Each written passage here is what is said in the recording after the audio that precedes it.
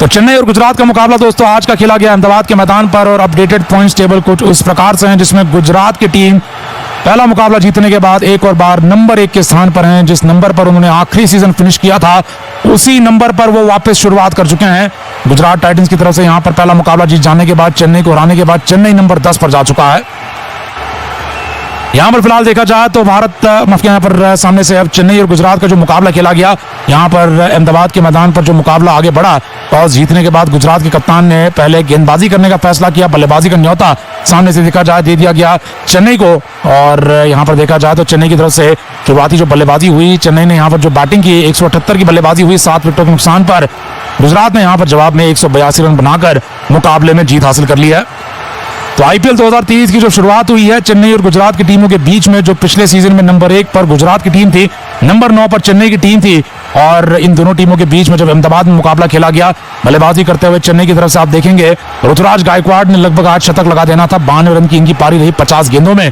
Moin Ali 23 run बना गए, Shivam Dubey 19 run बना गए, लेकिन जमीन आसमान का फर्क है जो टॉप स्कोरर हैं उसमें और बाकी बल्लेबाजों में। अब ऋतुराज गायकवाड़ भले ही शतक बना जाते लेकिन किसी एक खिलाड़ी को कम से कम 40-45 रन की पारी लगानी जरूरी थी। एक ऐसी पारी जिसकी मदद से चेन्नई का स्कोर 200 तक पहुंच जा सकता था, क्योंकि एक समय ऐसा था जब चेन्नई की टीम अग्रसर थी अपने करंट रेट के साथ 200 रन तक पहुंचने के लिए।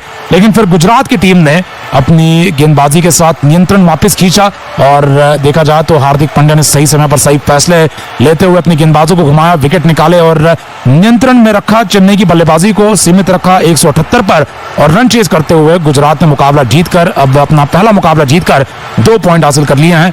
गुजरात के लिए आक्रामक बल्लेबाजी की शुरुआत शुभमन गिल और रिद्धिमान साहा करते नजर आए। 6 ओवर के अंदर 60 रन खड़े कर दिए गए। साहा ने अपना काम किया, अपना विकेट जरूर गवाया 16 गेंदों में, लेकिन 25 रन तक बन चुके थे।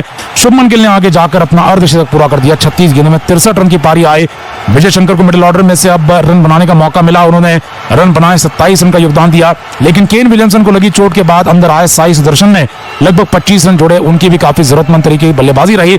लेकिन हार्दिक पांड्या जल्दी आउट हुए। हार्दिक पांड्या, सुदर्शन और साथ ही में जब मिडिल ऑर्डर से बल्लेबाज एक एक कर आउट हो रहे थे, लग रहा था शायद चेन्नई के लिए मौका बनेगा और मौका बना भी। आखिरी 2 ओवर तक मुकाबला गहराई में गया, लेकिन फिर गेंदबाजी ही नहीं है चेन्नई के पास जो अंतिम गेंद तक अपने लिए यहां पर रन डिफेंड कर पाए। और आप देख रहे हैं कि नतीजा ये है कि चेन्नई के पास जो मेन तेज गेंदबाज हैं वो दीपक चहर है, जो मेन स्पिनर है वो रविंद्र जडेजा है। लेकिन जडेजा और चहर को छोड़ दिया जाए तो बिल्कुल भी गेंदबाजी नहीं है चेन्नई के पास। मिचेल सैंटनर की भी फीकी गेंदबाजी रही, काम चलाओ गेंदबाजी रही। राजवर्धन हंगरकेकर ने, जैसा कि हमने गेंदबाजी करते हुए देखा है, तो काफी उम्मीदें जगाई है। दाहिने हाथ के तेज गेंदबाज ने 4 ओवर में 36 रन देकर 3 विकेट आप देखेंगे निकाले हैं। जडेजा को 1 विकेट मिला, देशपांडे को 1 विकेट मिला, लेकिन देशपांडे ने लगभग देखा जाए 51 रन खर्चे हैं, 51 रन दे दिए हैं। और देशपांडे को टीम से बाहर करना ये चेन्नई के हित में बात होगी। देशपांडे को अगर बाहर किया जाता है तो अंदर कौन सा गेंदबाज आएगा, ये यहाँ पर सोचने वाली बात होगी। सिमरजीत सिंह बाहर बैठे हुए हैं, सिसादा मगाला अंदर आ सकते हैं। मगाला की तरह अब गेंदबाज जो अंतर्राष्ट्रीय स्तर का होगा वो अच्छा काम कर सकता है, लेकिन फिर एक देखा जाए विदेशी खिलाड़ी को बाहर करना पड़ेगा, कॉम्बिनेशन बदलना पड़ेगा। तो जरूरी था कि चेन्नई की टीम एक अच्छा भारतीय गेंदबाज ढूंढे, वो नहीं मिल पाया है। दीपक चहर है वो गेंदबाज, लेकिन उनका साथ देने के लिए अंतर्राष्ट्रीय स्तर के कोई और गेंदबाज नहीं है। साल 2020 में जब चेन्नई ने आईपीएल 2020 का जीता था तब हमने देखा था कि उनके पास जॉश हेजलवुड थे।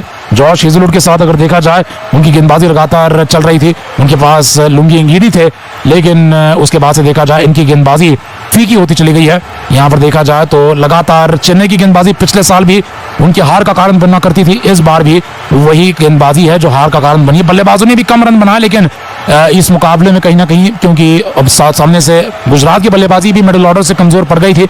विलियमसन की गैर मौजूदगी और पांडे के आउट होने के बाद और गलत समय पर गिल के आउट होने के बाद मुकाबला जीता जा सकता था, लेकिन फिर गुजरात की टीम चैंपियन टीम है और वो चैंपियन की तरह खेली है। समय पर यहाँ पर नियंत्रण हासिल करने के बाद गेंदबाजी के दौरान बल्लेबाजी में भी खोया हुआ नियंत्रण हासिल किया। राशिद और सामने से तेवतिया ने छक्के चौके मारकर मुकाबला अपनी टीम को जिता दिया है।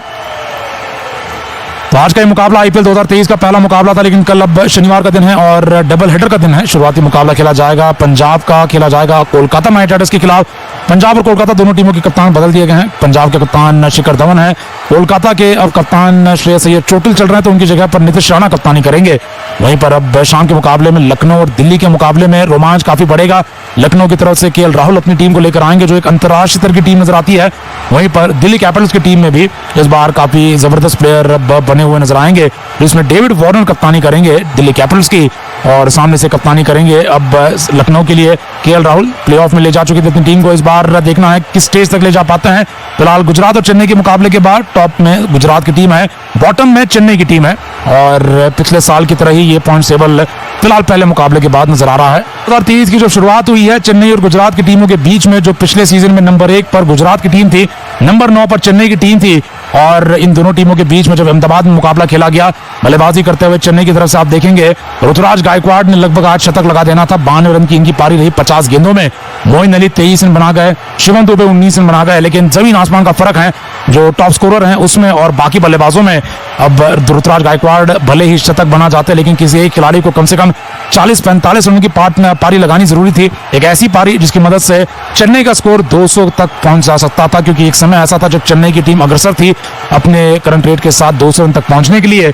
लेकिन फिर गुजरात की टीम ने अपनी गेंदबाजी के साथ नियंत्रण वापस खींचा और देखा जाए तो हार्दिक पांड्या ने सही समय पर सही फैसले लेते हुए अपनी गेंदबाजों को घुमाया, विकेट निकाले और नियंत्रण में रखा। चेन्नई की बल्लेबाजी को सीमित रखा 178 पर और रन चेज करते हुए गुजरात ने मुकाबला जीतकर अब अपना पहला मुकाबला जीतकर 2 पॉइंट हासिल कर लिए हैं। गुजरात के लिए आक्रामक बल्लेबाजी की शुरुआत शुभमन गिल और रिद्धिमान साहा करते नजर आए। 6 ओवर के अंदर 60 रन खड़े कर दिए गए। साहा ने अपना काम किया, अपना विकेट जरूर गवाया 16 गेंदों में, लेकिन 25 रन तक बन चुके थे। शुभमन गिल ने आगे जाकर अपना अर्धशतक पूरा कर दिया। 36 गेंदों में 63 रन की पारी आई। विजय शंकर को मिडिल ऑर्डर में से अब रन बनाने का मौका मिला, उन्होंने रन बनाए, 27 रन का योगदान दिया। लेकिन केन विलियमसन को लगी चोट के बाद अंदर आए साई सुदर्शन ने लगभग 25 रन जोड़े, उनकी भी काफी जरूरतमंद तरीके की बल्लेबाजी रही। लेकिन हार्दिक पांड्या जल्दी आउट हुए। हार्दिक पांड्या, सुदर्शन और साथ ही में जब मिडिल ऑर्डर से बल्लेबाज एक एक कर आउट हो रहे थे, लग रहा था शायद चेन्नई के लिए मौका बनेगा और मौका बना भी। आखिरी 2 ओवर तक मुकाबला गहराई में गया, लेकिन फिर गेंदबाजी ही नहीं है चेन्नई के पास जो अंतिम गेंद तक अपने लिए यहाँ पर रन डिफेंड कर पाए। और आप देख रहे हैं कि नतीजा ये है कि चेन्नई के पास जो मेन तेज गेंदबाज हैं वो दीपक चहर है, जो मेन स्पिनर है वो रविंद्र जडेजा है। लेकिन जडेजा और चहर को छोड़ दिया जाए तो बिल्कुल भी गेंदबाजी नहीं है चेन्नई के पास। मिचेल सैंटनर की भी फीकी गेंदबाजी रही, काम चलाओ गेंदबाजी रही। राजवर्धन हंगरकेकर ने, जैसा कि हमने गेंदबाजी करते हुए देखा है, तो काफी उम्मीदें जगाई है। दाहिने हाथ के तेज गेंदबाज ने 4 ओवर में 36 रन देकर 3 विकेट आप देखेंगे निकाले हैं। जडेजा को 1 विकेट मिला, देशपांडे को 1 विकेट मिला, लेकिन देशपांडे ने लगभग देखा जाए 51 रन खर्चे हैं, 51 रन दे दिए हैं। और देशपांडे को टीम से बाहर करना ये चेन्नई के हित में बात होगी। देशपांडे को अगर बाहर किया जाता है तो अंदर कौन सा गेंदबाज आएगा, ये यहाँ पर सोचने वाली बात होगी। सिमरजीत सिंह बाहर बैठे हुए हैं, सिसादा मगाला अंदर आ सकते हैं। मगाला की तरह अब गेंदबाज जो अंतर्राष्ट्रीय स्तर का होगा वो अच्छा काम कर सकता है, लेकिन फिर एक देखा जाए विदेशी खिलाड़ी को बाहर करना पड़ेगा, कॉम्बिनेशन बदलना पड़ेगा। तो जरूरी था कि चेन्नई की टीम एक अच्छा भारतीय गेंदबाज ढूंढे, वो नहीं मिल पाया है। दीपक चहर है वो गेंदबाज, लेकिन उनका साथ देने के लिए अंतर्राष्ट्रीय स्तर के कोई और गेंदबाज नहीं है। साल 2020 में जब चेन्नई ने IPL 2020 का जीता था, तब हमने देखा था कि उनके पास जॉश हेजलवुड थे। जॉश हेजलवुड के साथ अगर देखा जाए उनकी गेंदबाजी लगातार चल रही थी। उनके पास लुंगी इंगीडी थे, लेकिन उसके बाद से देखा जाए इनकी गेंदबाजी फीकी होती चली गई है। यहाँ पर देखा जाए तो लगातार चेन्नई की गेंदबाजी पिछले साल भी उनकी हार का कारण बनना करती थी, इस बार भी वही गेंदबाजी है जो हार का कारण बनी है। बल्लेबाजों ने भी कम रन बनाए, लेकिन इस मुकाबले में कहीं ना कहीं, क्योंकि अब सामने से गुजरात की बल्लेबाजी भी मिडिल ऑर्डर से कमजोर पड़ गई थी। विलियमसन की गैर मौजूदगी और पांडे के आउट होने के बाद और गलत समय पर गिल के आउट होने के बाद मुकाबला जीता जा सकता था, लेकिन फिर गुजरात की टीम चैंपियन टीम है और वो चैंपियन की तरह खेली है। समय पर यहाँ पर नियंत्रण हासिल करने के बाद गेंदबाजी के दौरान बल्लेबाजी में भी खोया हुआ नियंत्रण हासिल किया। राशिद और सामने से तेवतिया ने छक्के चौके मारकर मुकाबला अपनी टीम को जिता दिया है।